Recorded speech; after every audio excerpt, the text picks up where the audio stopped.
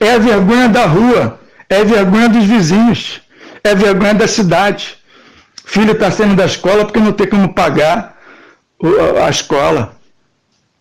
Meus irmãos, tem que haver. Presta atenção no que eu vou lhe falar para finalizar. Presta muita atenção. Vou até dar uma parada aqui para não perder o áudio. Olá, meus irmãos, bom dia. E respondendo aqui a nossa irmã Maria Terezinha, ela disse algo bem interessante. Ela escreveu: verdade, estamos dobrados diante desse sistema financeiro corrupto, dessa elite prostituída, prosmíscua. E eu pergunto então a vocês, usando a analogia do povo que estava sendo escravizado por Faraó no Egito.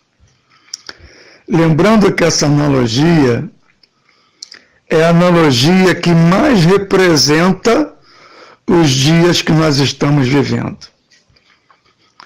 Moisés é uma alusão a Cristo, Faraó a Satanás, o Egito ao mundo e o povo de Deus, aquele povo escravo. Cristo, representado por Moisés, lideraria aquele povo a serem libertos e os levaria para a terra prometida. Cristo, através do seu próprio Espírito, está fazendo isso nos nossos dias.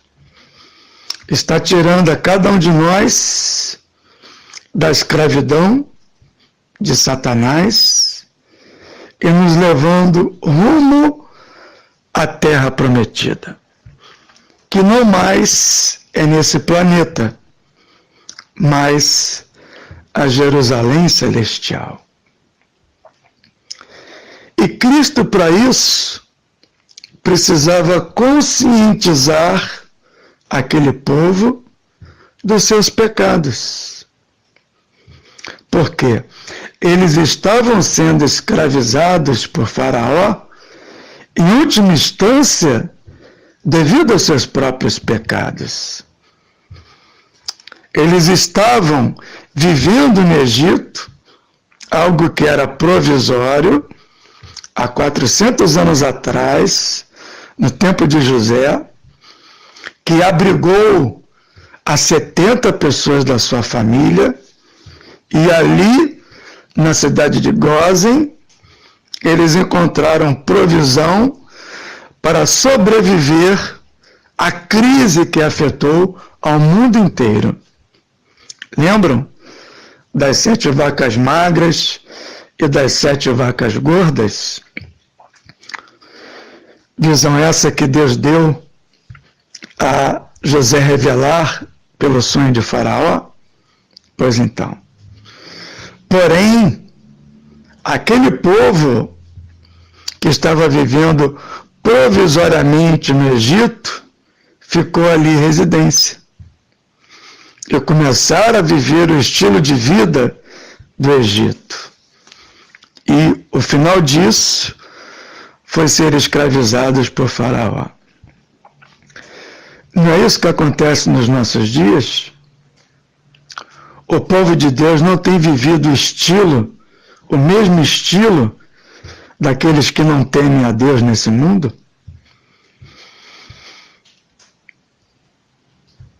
E Deus, após retirá-los do Egito, levou-os ao Sinai. E ali escreveu em tábuas de pedra o seu caráter. Os mandamentos são a perfeita expressão do caráter de Deus.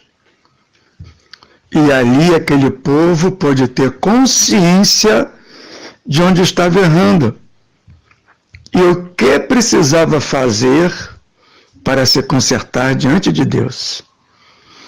Hoje, aqueles que vivem na verdade presente, apesar de terem se desembaraçado da Trindade, que é uma afronta ao primeiro mandamento, o primeiro mandamento, ele diz que devemos adorar apenas a Deus e a Ele dar glória. Não é verdade?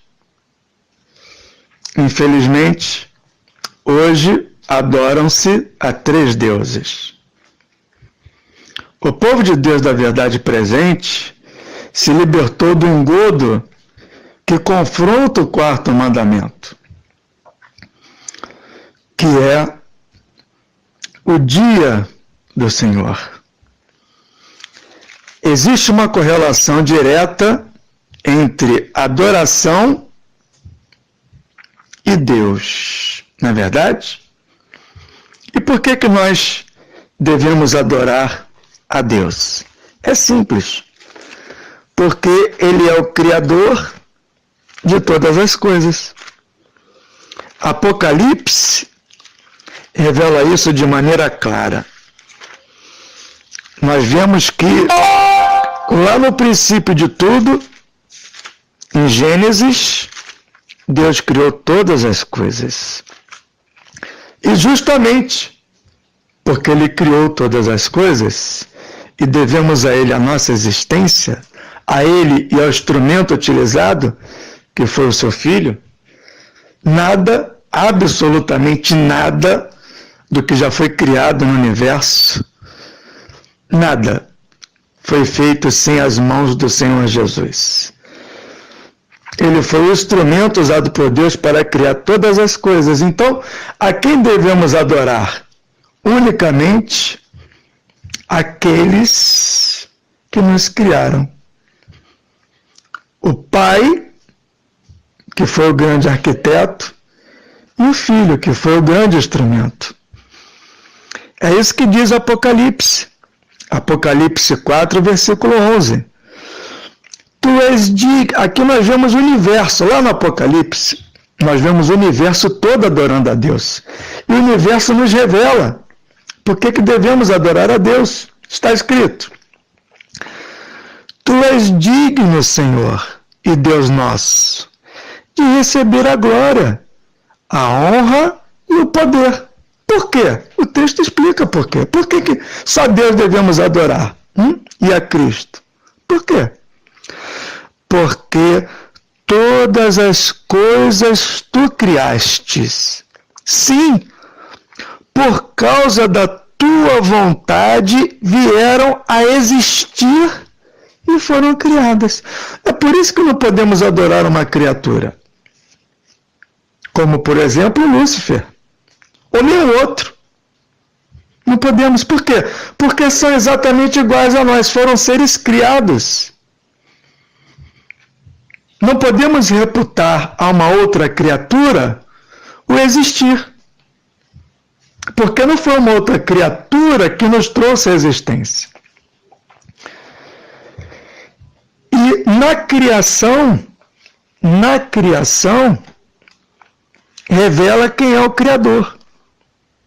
Lá no 4º mandamento está escrito, porque, Êxodo 20, 11, porque em 6 dias fez o Senhor os céus e a terra, o mar e tudo que neles há.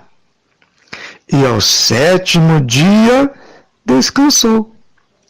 Por isso o Senhor abençoou o dia de sábado e o santificou.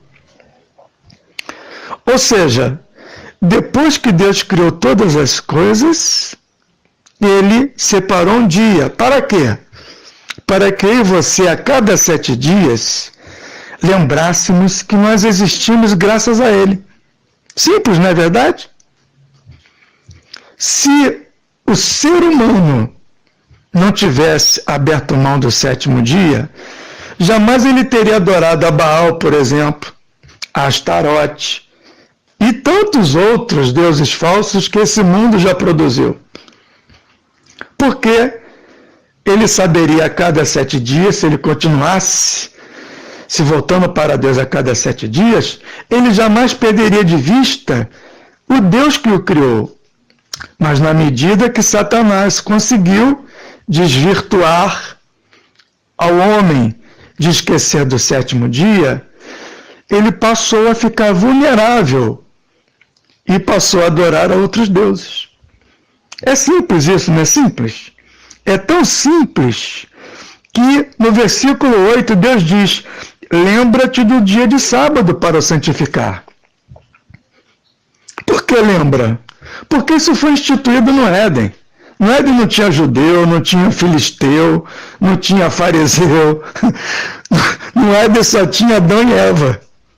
Você veio de Adão e Eva? Sim ou não? Ou você veio de um extraterrestre? Se você veio de Adão e Eva, você tem que guardar o 7º dia. Você tem entre aspas, né? Você deveria. Por quê? Porque foi dado para o gênero humano. Não foi dado para o povo A, para o povo B, para o povo C, para o povo F ou para o povo G. Por isso que Deus está mandando lembrar. Você esqueceu, rapaz, lá do Éden não deu. Não separou o 7º dia para que você possa se santificar diante de mim? Pois bem, então, o povo da verdade presente se emancipou desses enganos. Não se emancipou? Mas tem um engano que o povo de Deus da verdade presente não se emancipou e continua pecando, assim como peca os incrédulos que não reconhecem a soberania de Deus, e assim como peca hoje o povo de Deus espalhado pelo mundo.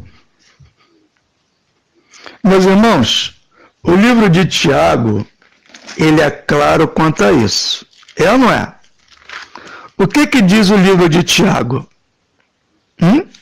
O que diz o livro de Tiago? Se você transgredir um único mandamento, você transgride a quantos? Responde para mim aí. Você que está na verdade presente. Se você transgredir um mandamento, você transgride quanto? Tiago 2, versículo 10. Pois qualquer que guarda toda a lei, mas tropeça em um só ponto, se torna culpado de todos. Luiz, é verdade. Então, se eu estou na verdade presente, eu não creio na Trindade. Amém. Puxa vida, graças a Deus. Eu não creio que o domingo, o dia pagão, o dia do sol, Sunday, dia do sol, eu não creio que esse dia é o verdadeiro dia do Senhor. Puxa vida, graças a Deus. Eu estou indo muito bem, eu estou honrando o pai e mãe. Que maravilha, o 5º mandamento também. Não estou matando ninguém, o 6º mandamento. Jesus, maravilhoso. Eu amo tanto, meu Deus, eu não estou matando ninguém. Eu não estou adulterando. O 7º mandamento. Jesus é maravilhoso. Eu não adultero, eu sou fiel à minha esposa. Eu sou fiel ao meu marido. Jesus é maravilhoso. Vamos continuar, peraí. Não furtarás. Peraí. Peraí.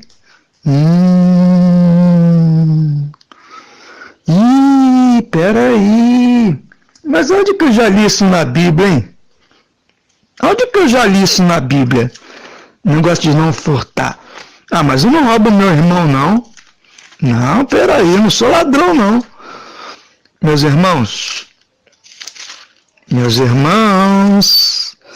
meus maravilhosos irmãos, e aquele texto tão professado pelos supostos profetas desse século para se enriquecer, e que você, por avareza, hoje rejeita. Ele está na Bíblia, meus irmãos. E olha, ele fala de todo o meu coração e Deus é minha testemunha. Eu falo isso com autoridade. Com autoridade. Sabe por que eu falo com autoridade? Porque nós abrimos mão completamente de todo tipo de contribuição. Seja ela qual for, tenha o nome que tiver, toda e qualquer contribuição. Oferta, ajuda, dízimo, seja o que for. Oferta alçada, contribuição, ajuda, esmola. Sabe o que Deus falou conosco há tempos atrás? Falou: meu filho, a minha igreja é infiel. Se você depender da minha igreja para fazer a sua obra avançar, nem eu nem você vai avançar. Então, faz um pacto comigo, dependa só de mim. Eu vou te abençoar de tal maneira que, além de você ter condições de ter uma vida honrada e digna diante da sociedade e da sua família, através de você eu vou ajudar financeiramente muitas pessoas. Eu não vou aqui falar em valores, tá? Sabe por que eu não vou falar? Talvez porque você vai se assustar. Se eu falar para você, por exemplo, nos últimos 6 meses, o valor que nós repassamos para as pessoas, você vai se assustar. E nem é sábio da minha parte falar que não sabe a mão esquerda que dá a direita, né? Mas por que hoje muitos estão vivendo na penúria, na sarjeta, na vergonha? É simples de entender, meus irmãos. É simples de entender. O 8º mandamento diz que não devemos furtar. E Malaquias 3:10, que muitos, se possível, arrancariam essa página da Bíblia, ou esse versículo, diz o seguinte: trazei todos os dízimos à casa do tesouro, para que haja mantimento na minha casa. E no versículo 8, ele pergunta: roubará o homem a Deus? Talvez nesse momento você esteja se revirando por dentro, né? Sabe por quê? Sabe por quê? A parte mais sensível do ser humano, como diz o ditado popular, é o bolso. E quanto mais a pessoa é avarenta, mais desgraçada ela é. Maior aumenta a dificuldade financeira devido à sua própria infidelidade. O problema é que as pessoas escolheram o pior momento para serem fiéis. E isso é um plano satânico. Antes de entrar na grande tribulação, as pessoas vão entrar nela de joelhos, principalmente o povo de Deus. Para quê? Para que seja mais fácil capitular diante da verdade. Luiz, o que é capitular? Não estou com dicionário aqui. Capitular é trair. Trair. Trair a causa de Deus. Trair o Senhor Jesus. E muitos vão ver nas suas dificuldades financeiras, nas suas vergonhas e humilhações, uma excelente oportunidade para receber as esmolas de Satanás. Uma delas é a marca da besta. Ah, você está querendo comer? Você está querendo comprar? Você está querendo vender? Eu tenho a solução para você. Vem cá, vamos conversar. Você que está na penúria, que está na miséria, que está na humilhação, que está passando dificuldade, aluguel atrasado, luz, água, telefone, briga dentro de casa com a mulher, com o marido, e possivelmente blasfemando contra Deus. Ah, a culpa é de Deus. Aqui, eu sou fiel. Fiel? Você é fiel, é? Meus irmãos, Cristo, ele não falava o que as pessoas queriam ouvir, ele falava o que elas precisavam ouvir. A chegar a um ponto que aqueles que o seguiam, mesmo aqueles que o seguiam de perto, viraram para o Senhor Jesus e falaram: duro esse discurso, meu ouvido está dando comichão, não estou aguentando ouvir isso, tem que sair, tem que desligar o celular, tem que sair daqui, de perto de Cristo, porque eu estou começando a ficar, sabe, transpirar, subir pelas paredes, eu vou abandonar esse lugar, essa pessoa, esse ministério. Meus irmãos, você pode fazer o que você quiser, mas nem subindo aos céus, nem indo lá para as profundezas dos mares, nós podemos nos esconder de Deus. E essa é uma verdade dura que você precisa ouvir. Hoje, o povo de Deus está colhendo os frutos da sua própria infidelidade. Nós vemos isso, por exemplo, aqui com o exemplo do Jorginho. Quantos aqui se prontificaram? Meus irmãos, o que é R$35, meus irmãos? Para apoiar alguém que quer ir para uma praça com alto-falante pregar a volta de Cristo? O que é R$35? Mas talvez você esteja tão falido, talvez você esteja numa situação tão vergonhosa, que não é R$35 que faça a diferença na sua vida, não. Seja R$5. Talvez você não tenha R$5 para comprar o pão de cada dia para botar na sua mesa. Ele pergunta, de quem é a culpa? A culpa é do faraó? A culpa é do Egito? A culpa é de quem? A culpa é de Deus? Você vai fazer que nem Eva? Que nem Adão? Adão, por que você errou? Eu errei por causa da mulher que tu me deu. De quem era a culpa para Adão? De Deus. Aí Deus virou para a mulher e falou, mulher, por que você fez isso? Eu fiz isso por causa da serpente. Se eu criou a serpente, ela me enganou, a culpa é tua. Você vai continuar perpetuando esse erro ou você vai mudar? Se você quiser mudar, por favor, não nos procure. Não nos procure. Ok? Esse pacto que nós fizemos é irreversível. Ele nos dá autoridade de falar dessa maneira com você, porque nós não dependemos de você para nada, financeiramente para nada. Espiritualmente sim, porque temos responsabilidade da sua alma diante de Deus. Mas financeiramente para absolutamente nada. Temos total liberdade de pregar, não só sobre isso, mas sobre qualquer assunto. Porque a nossa dependência não está na igreja do Senhor Jesus, que é infiel. Está em Deus. Em Deus. Aí aparece uma pessoa como o Jorginho, querendo fazer obra de Deus, e ninguém tem como ajudar. Por quê? Porque não está nem se auto-ajudando. Está vivendo uma vida miserável. É a vergonha da rua, é a vergonha dos vizinhos, é a vergonha da cidade. Filho está saindo da escola porque não tem como pagar a escola. Meus irmãos, tem que haver. Presta atenção no que eu vou lhe falar para finalizar. Presta muita atenção. Vou até dar uma parada aqui para não perder o áudio.